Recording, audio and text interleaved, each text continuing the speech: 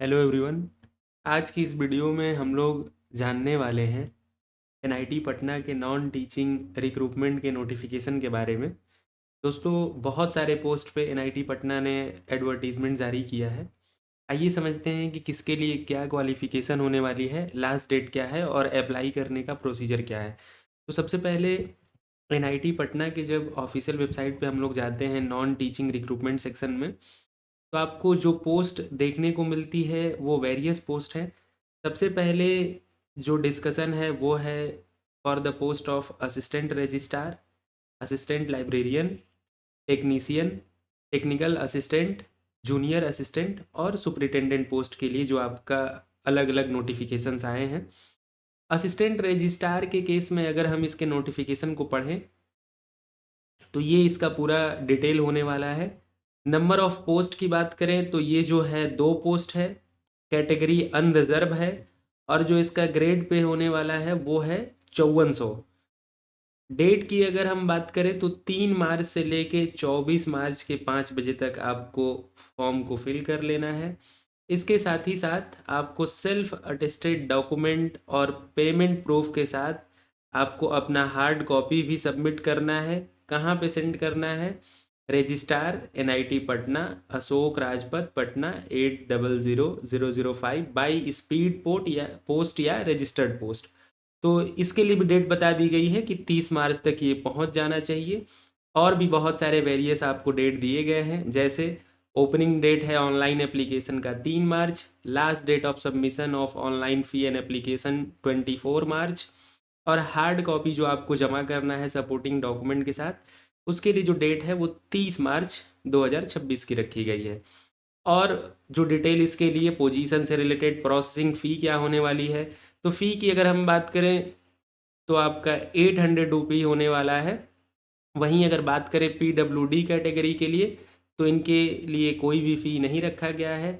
और एग्ज़ाम का यहाँ पे पूरा क्राइटेरिया बताया गया है कि स्क्रीनिंग टेस्ट हो सकता है या ट्रेड टेस्ट या स्किल टेस्ट या एमसीक्यू या descriptive short answer test type का एग्ज़ाम कराया जा सकता है। इसके बाद डॉक्यूमेंट्स क्या क्या इनक्लोज करना है आपके, तो यहाँ पे मैट्रिकुलेशन, हायर सेकेंडरी क्लास 12 का एग्जामिनेशन का आपका जो रिज़ल्ट है, degree certificate, SC ST OBC WS का जो आपका प्रमाण पत्र है, उसके लिए भी डिटेल दिया गया है कि कब का और कहाँ का होना चाहिए।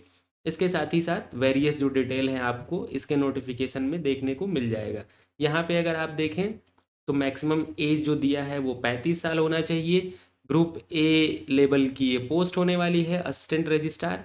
और अगर हम बात करें एजुकेशन क्वालिफिकेशन की, तो किसी भी डिसिप्लिन में मास्टर डिग्री होनी चाहिए एटलीस्ट 55% मार्क के साथ या इसके इक्विवेलेंट ग्रेड। और इसके अलावा लिखा है कि ऐसे एम्प्लॉय जो कि सर्व कर रहे हैं एज एन सुपरिटेंडेंट या प्राइवेट सेक्रेटरी, इसके कितने ग्रेड पे, वो लोग भी यहाँ पे एलिजिबल हैं। इसके साथ साथ डिज़ायरेबल क्वालिफिकेशन में लिखा है कि अगर आप मैनेजमेंट से बिलोंग करते हैं, इंजीनियरिंग से, लॉ हैं, तो आपके लिए थोड़ा सा एक प्रेफरेंशियल क्वालिफिकेशन हो जाएगा। मतलब ऐसा है कि डिज़ायरेबल और प्रेफरेंशियल क्वालिफिकेशन का मतलब ये है कि जैसे एक हो गया एसेंशियल और दूसरा हो गया प्रेफरेंशियल या डिज़ायरेबल। तो एसेंशियल का मतलब हो गया कि ज़रूरी है इतना क्वालिफिकेशन, और डिज़ायरेबल का मतलब कि ये अनुमान किया जाता है, ये माना जाता है कि ऐसा हो तो आपको वेटेज मिलेगा। तो experience of working in e office system.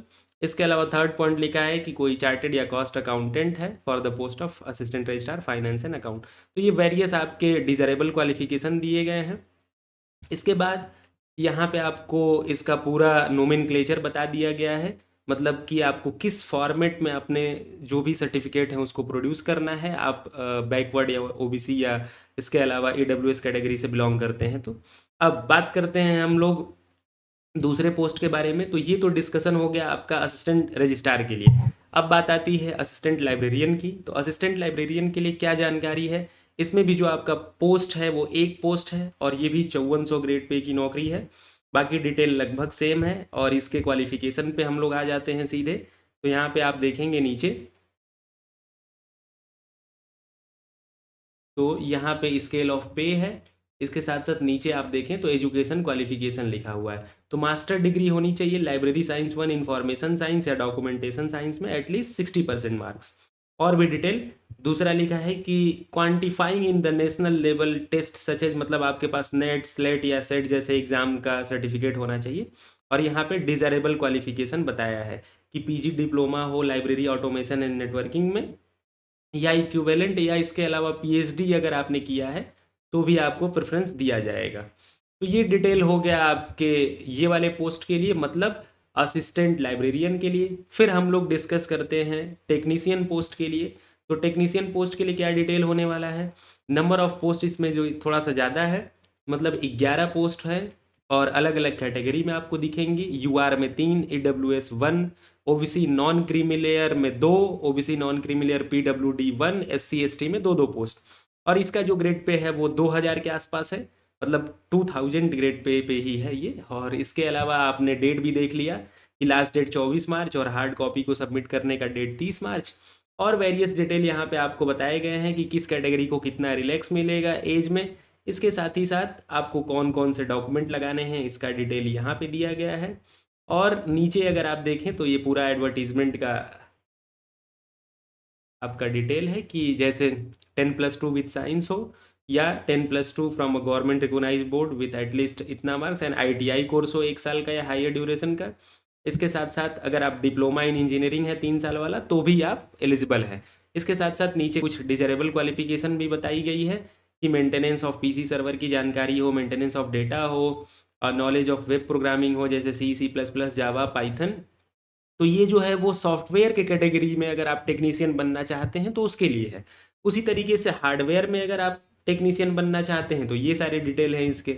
इसके साथ ही साथ नेटवर्किंग में अगर आप टेक्नीशियन बनना चाहते हैं तो देखिए एक बहुत अच्छी अपॉर्चुनिटी है कि टेक्नीशियन के लिए डिफरेंट डिफरेंट कैटेगरी में आपकी पोस्ट आई हैं, हार्डवेयर, सॉफ्टवेयर, नेटवर्किंग।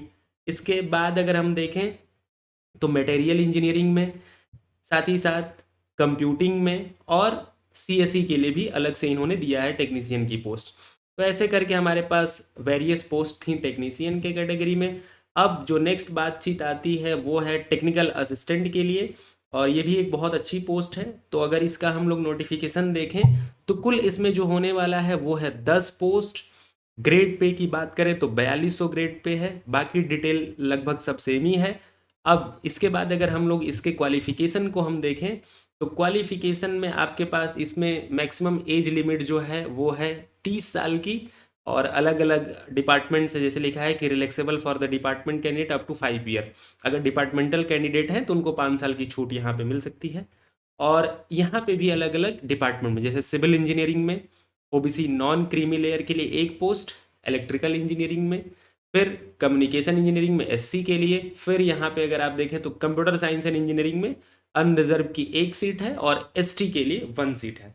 यहाँ पे जो आपको क्वालिफिकेशन देखने को मिलता है कंप्यूटर साइंस एंड इंजीनियरिंग में उसमें एमसीए।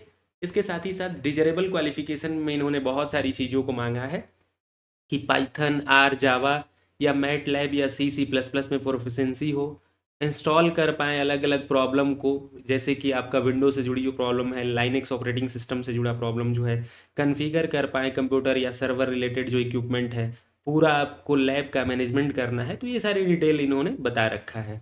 अब इसके बाद जो अगला पोस्ट हम लोग डिस्कस करने वाले हैं वो जो पोस्ट है वो है जूनियर असिस्टेंट की। और जूनियर असिस्टेंट की भी एक बहुत यूनिक वैकेंसी होती है, अच्छी वैकेंसी होती है। तो यहाँ पे जो है वो टोटल 12 पोस्ट हैं और इसका भी ग्रेड पे है 2000। क्वालिफिकेशन की अगर हम बात कर लें इसमें तो क्या होने वाला है, एज लिमिट 27 साल, क्वालिफिकेशन में 10+2 हो, साथ ही साथ आपके पास 35 वर्ड पर मिनट की टाइपिंग स्पीड होनी चाहिए। यहाँ पे देखिए लिखा है typing speed of 35 WPM and proficiency in computer word processing and spreadsheet. अगर डिजरेबल क्वालिफिकेशन की बात करें तो टैली और अदर अकाउंटिंग नॉलेज अगर आपको आती है तो और एक अच्छा वेटेज आपके लिए होगा इसमें, ठीक। फिर लास्ट पोस्ट जो आपकी होने वाली है वो है जूनियर असिस्टेंट के बाद सुपरिटेंडेंट की।